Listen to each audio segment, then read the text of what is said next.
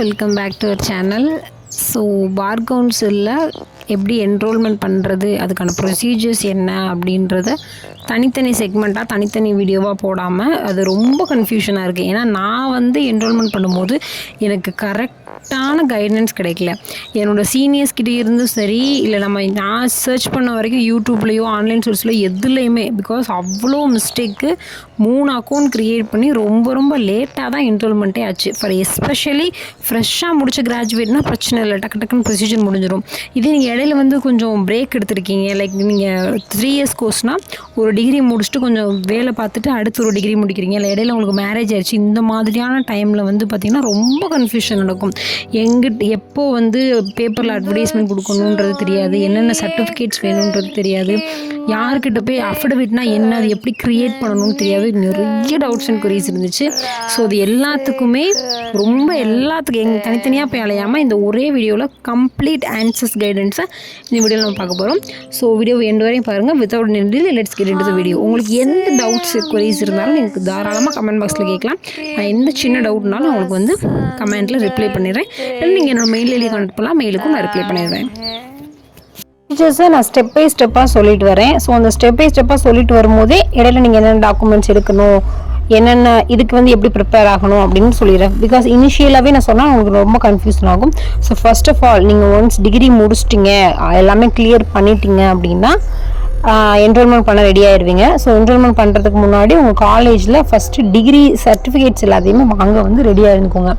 ரெண்டாவது, உங்களோட ஆதாரில் இருக்கிற அட்ரஸ் ப்ரூஃப் கரெக்டாக இருக்கணும். அந்த அட்ரஸ் ப்ரூஃப் தான் இப்போ நம்ம என்ரோல்மெண்ட் பண்ணுறதுக்கு ஆன்லைனில் அப்ளை பண்ண போகிறதுக்கும் அந்த அட்ரஸ் தான் கொடுக்க போகிறோம். அதே அட்ரஸ் தான் உங்களோட நியூஸ் பேப்பர் அட்வர்டைஸ்மெண்ட்டுக்கு கொடுக்க போகிறோம்.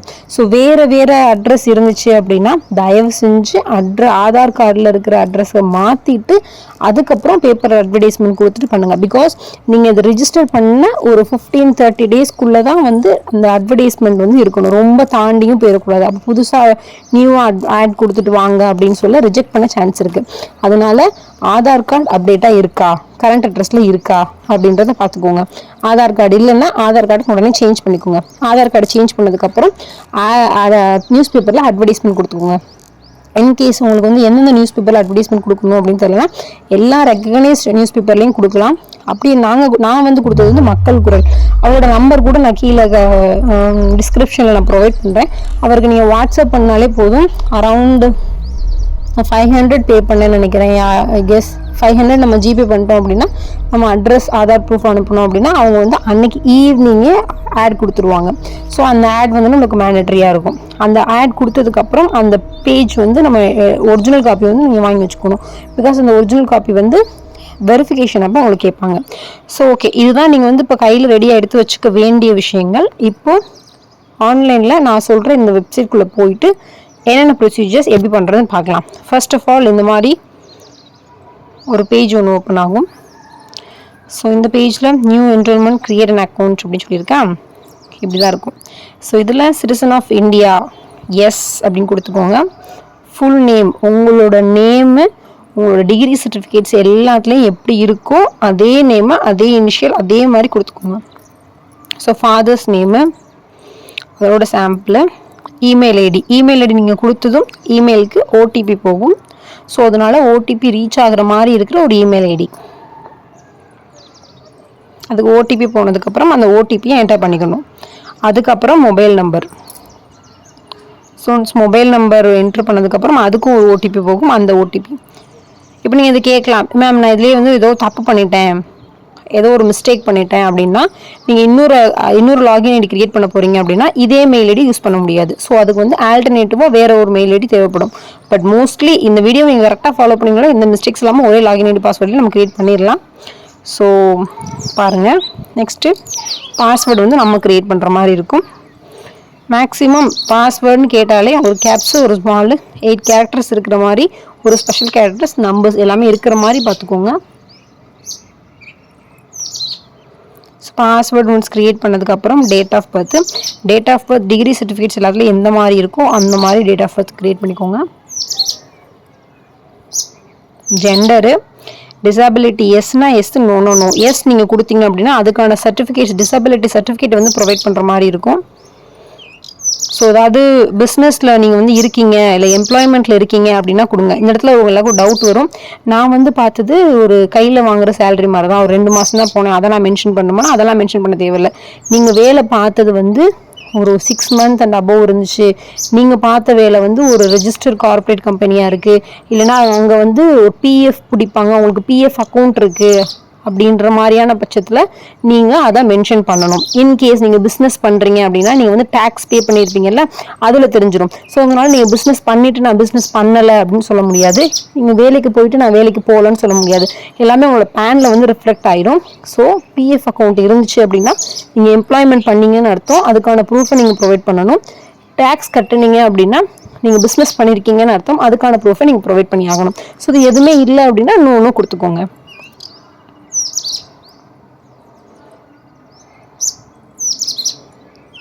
ஸோ கொடுத்ததுக்கப்புறம் நீங்கள் வந்து பிஸ்னஸ் பண்ணீங்க அப்படின்னா வந்து க்ளோஸ் பண்ணிட்டீங்களா, இல்லைனா எம்ப்ளாய்மெண்ட்லேருந்து ரிலீவ் ஆகிட்டீங்களான்னு கேட்கும், அதுக்கு எஸ் கொடுத்துக்கணும்.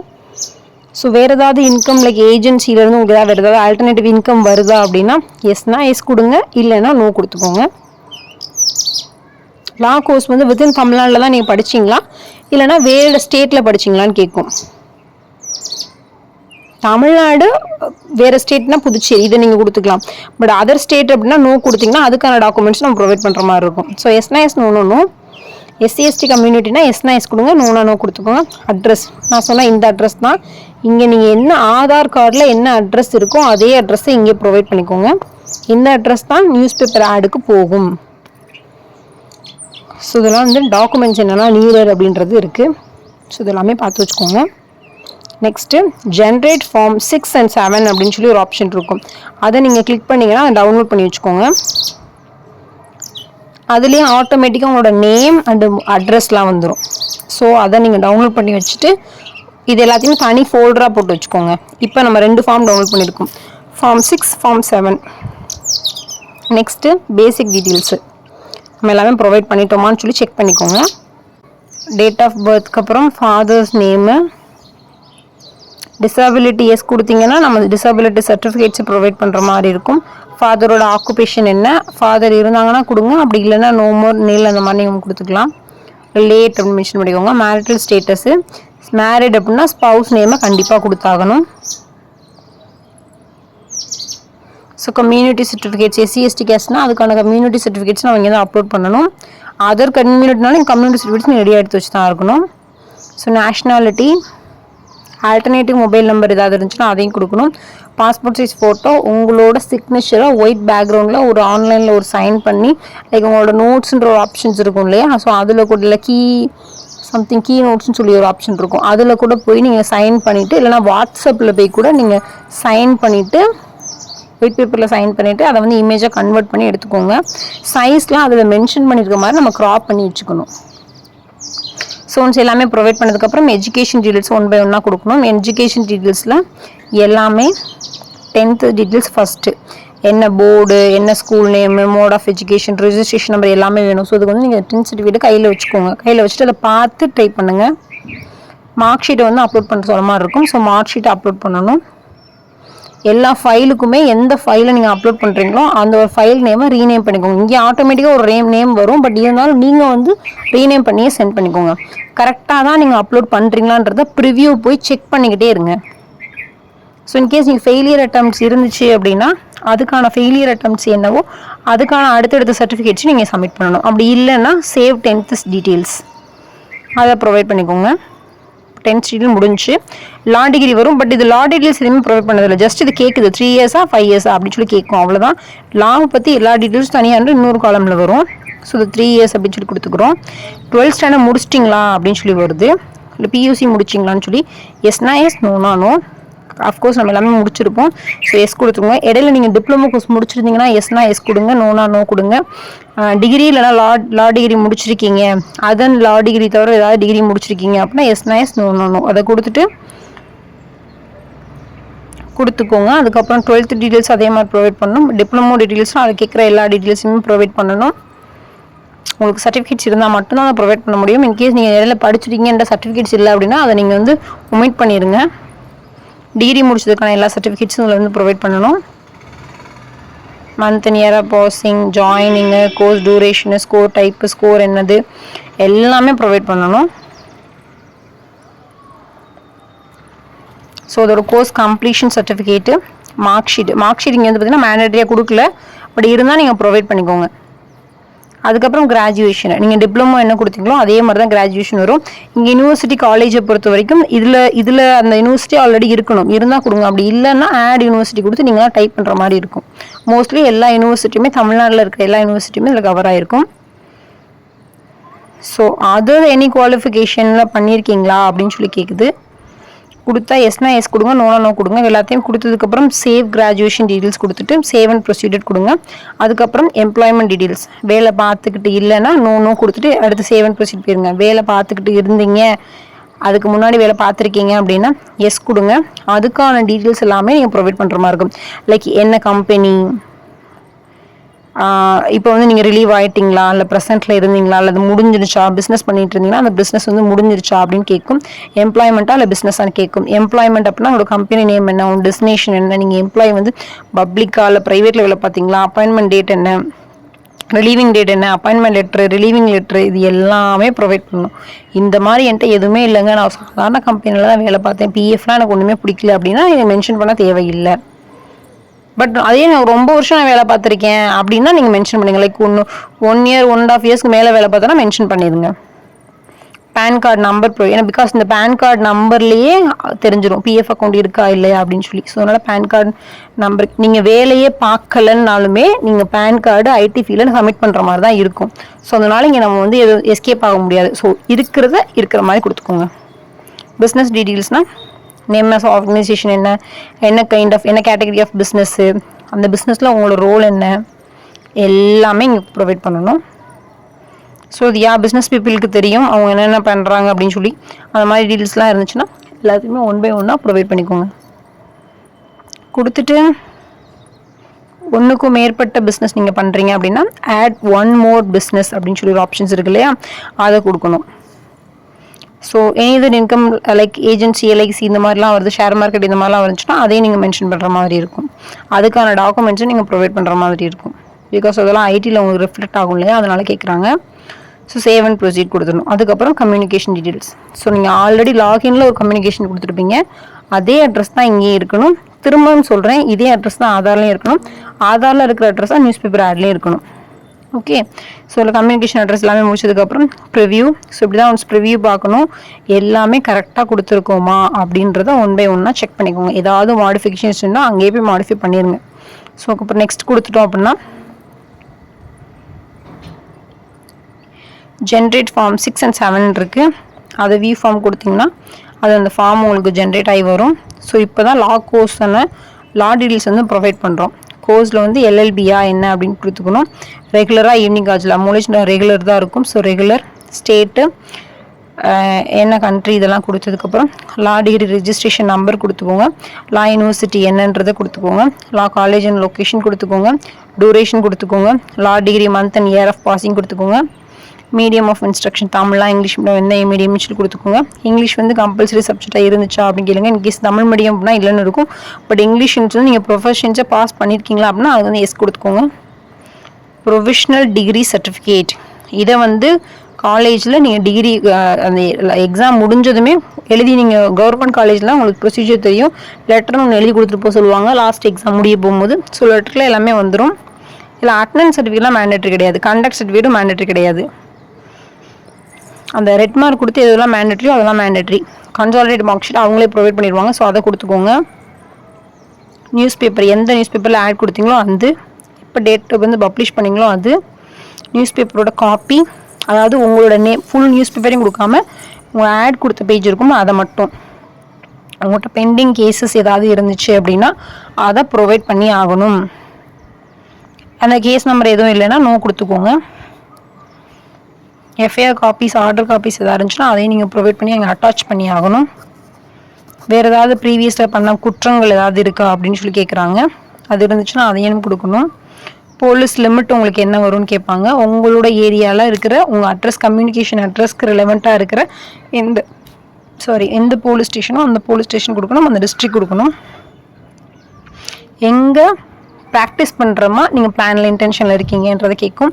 அதை எந்த ப்ராக்டிஸ் பண்ணுற இடத்துமோ அந்த இடத்துக்கு கொடுத்துக்கோங்க. எனி அப்ளிகேஷனுக்கு முன்னாடி நீங்கள் ஏதாவது கொடுத்துருக்கீங்களா ஸ்டேட் பார் கவுன்சிலில் அப்படின்னு சொல்லி கேட்குது. எஸ்னா எஸ், நோ நோ. மோஸ்ட்லி நமக்கு நோ தான் ஒரே நம்ம இதாக ஃப்ரெஷ்ஷாக அக்கௌண்ட் க்ரியேட் பண்ணுறோம். ஸோ இங்கே வந்து நோ கொடுத்துக்கோங்க. இதில் வந்து state whether qualify to be admitted advocate என்ற செக்ஷனில் வந்து எஸ் கொடுக்கணும். Have you been adjudicated insolvent by any court, insolvent தெரியும்ல, அதெல்லாம் நோ கொடுத்துக்கோங்க. Any interest is partner otherwise is business trade or calling, இன்னும் ஸ்டில் நீங்கள் வந்து ஏதாவது பிஸ்னஸ் ட்ரேட் காலிங்லேருந்து இருக்கீங்களா அப்படின்னு கேட்குறாங்க. எஸ்னா எஸ், நோனா நோ. அப்படி நீங்கள் எஸ் கொடுத்தீங்கன்னா இந்த பிஸ்னஸ் டீட்டெயில்ஸ் எல்லாமே ப்ரொவைட் பண்ணுற மாதிரி இருக்கும். Document affidavit, undertaking அஃபிடவிட்டு, other state affidavit. Other ஸ்டேட்டில் வந்து நீங்கள் படிச்சிருந்தீங்கனாலோ இல்லை உங்களோட நீங்கள் அதர் ஸ்டேட்லேருந்து இது ரெசிடெண்ட்டாக இருக்கீங்கனாலும் அந்த ஸ்டேட் அஃபிடவிட் கொடுக்குற மாதிரி இருக்கும். பிரேக் அஃபிடவிட், காலேஜ் முடிச்சுட்டு கேப் இருந்துச்சு, இல்லைனா நான் லா காலேஜ் படிச்சுட்டு இருக்கும்போதே நான் ரீடூ பண்ணேன் அப்படின்னா பிரேக் அஃபிடவிட் கொடுக்கணும். அஃபிடவிட்டை என்ன மாதிரி கண்டென்ட் எழுதணும், இல்லைனா உங்களுக்கு டெமோ அஃபிடவிட் வேணும்னா அதை நான் டிஸ்கிரிப்ஷனில் மெர்ச் பண்ணி வச்சுருக்கேன், அதை லிங்க்கில் போய் செக் பண்ணிக்கோங்க. இல்லை உங்களோட அஃபிடவிட் உங்களோட ரீசன் சொன்னீங்க அப்படின்னா நானே உங்களுக்கு வந்து அஃபிடவிட்டில் என்ன கண்டென்ட் எழுதணுன்றதை உங்களுக்கு மெயில் பண்ணுறேன். கேஸ் உங்களுக்கு டவுட்ஸ் இருந்துச்சுன்னா சொல்கிறேன். ஸ்வான் அஃபிடவிட் அது நம்மளுக்கு தேவைப்படாது. ஐடி ஃபைலிங் நில் டாக்குமெண்ட்டு, இது எப்படி பண்ணுறதுன்றது மட்டும் நான் இன்னொரு வீடியோவில் சொல்கிறேன். பிகாஸ் இது வந்து நம்ம இந்த பேன் கார்டு ஃபைலிங் வெப்சைட்டில் போய் தனியாக போய் பண்ணணும். ஸோ அதுக்கான ப்ரொசீஜர்ஸ் நான் உங்களுக்கு சொல்கிறேன். இது வந்து ஒரு பெரிய காமெடியாச்சு. நான் வந்து என்ரோல்மெண்ட் அப்போது ஒரிஜினல் சர்டிஃபிகேட் வெரிஃபிகேஷன் அப்போது நான் வந்து இதை சப்மிட் பண்ண போகும்போது அங்கே என்ன நடந்துச்சுன்னா அரவுண்ட் என்கிட்ட 650 கேட்டாங்க. ஆக்சுவலி இது 650 கொடுக்குற அளவுக்குலாம் ஒன்றுமே கிடையாது. ஜஸ்ட்டு நான் உங்களுக்கு அந்த ப்ரொசீஜர் சொல்கிறேன். ஒரு லாகின் பண்ணி நம்ம பேன் கார்டு டீட்டெயில்ஸ் வந்து லாகின் பண்ணி உள்ள ஸ்க்ரீன்ஷாட் எடுத்து போடுறது தான். அதுக்கு 650 கேட்பாங்க. ஸோ அந்த மாதிரிலாம் நீங்கள் காசு செலவு பண்ண வேண்டாம். அதோட ப்ரொசீஜர்ஸ் நீங்கள் வந்து தனி வீடியோவில் போட்டு அந்த லிங்க் நான் ஷேர் பண்ணுறேன். ப்ரொசீஜர்ஸ் என்னன்னு சொல்கிறேன். ஓகே. ஸோ ஐடி ஃபைலிங் நில் ரிட்டர்னு, பிஸ்னஸ் பண்ணாலும் பிஸ்னஸ் பண்ணலைனாலும் பிரேக் இருந்துச்சு அப்படின்னா சப்மிட் பண்ணணும் இதை. அதுக்கப்புறம் ஃபார்ம் வந்து 6 and 7 இருக்கும். அதில் கேட்குற எல்லா டீட்டெயில்ஸும் ப்ரொவைட் பண்ணிக்கோங்க. நாமினி நேமு, மேரேஜ் ஆகலைன்னா அப்பா நேம் கொடுத்துக்கோங்க, மேரேஜ் ஆச்சுன்னா ஹஸ்பண்ட் நேம் கொடுத்துக்கோங்க. நாமினின்றது உங்கள் இஷ்டம் தான். இன்சூரன்ஸில் யார் நாமினி நீங்கள் வழக்கமாக உங்கள் ராசியாக யாரை கொடுப்பீங்களோ அவங்களே கொடுத்துக்கோங்க. என்ன ரிலேஷன்ஷிப் அதெல்லாம் கொடுத்துக்கணும். ஸோ ஒன்ஸ் ப்ரொவைட் பண்ணதுக்கப்புறம் ஃபார்ம் 6 and 7 அதை வந்து ப்ரொவைட் பண்ணுற மாதிரி இருக்கும். இந்த இடத்துல ஃபார்ம் 6 and 7 அப்படின்னா என்னன்றதை நான் உங்களுக்கு கிளியராக சொல்கிறேன். ஃபார்ம் 6 அப்படின்றது பார்த்திங்கன்னா கேரக்டர் சர்டிஃபிகேட் அப்படின்னு சொல்லுவாங்க. கேரக்டர் சர்டிஃபிகேட் 1, கேரக்டர் சர்டிஃபிகேட் 2ன்னு சொல்லி 2 இருக்கும். அதாவது நீங்கள் இந்த கம்யூனிட்டி அட்ரஸில் இத்தனை வருஷமாக நீங்கள் இருக்கீங்க அப்படின்றதுக்கு ஒரு அட்வொகேட்ட நம்ம சைன் வாங்கணும். அந்த அட்வொகேட் வந்து 10+ இயர்ஸ்க்கு எக்ஸ்பீரியன்ஸ் இருக்கிறவரை அவர் பார்த்து சைன் பண்ணணும். ஸோ அதான் இது.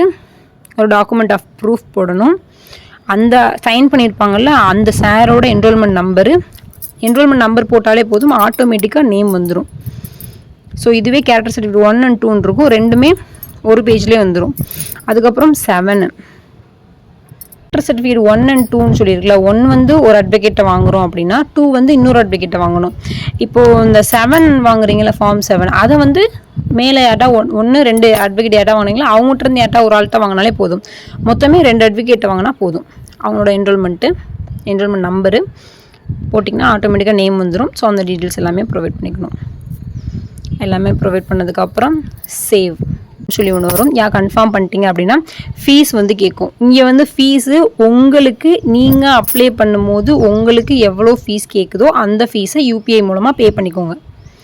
இல்லை யூபிஐ நான் சேஃபாக ஃபீல் பண்ணல அப்படின்னா உங்களுக்கு பேமெண்ட் ஆஃப் மோடு என்னவோ அதுக்குப்படி நீங்கள் பே பண்ணிக்கோங்க. இப்போ இதில் காட்டின மாதிரி இவ்வளோ அமௌண்ட் கேட்குமானா அவ்வளோ அமௌண்ட்டில் எனக்கு வந்து 3500 கேட்டுச்சு. ஸோ உங்களுக்கு வந்து பேமெண்ட் மாறும். பேமெண்ட் எவ்வளோ பேமெண்ட் கேட்குதோ அந்த பேமெண்ட்டை மாற்றிக்கோங்க.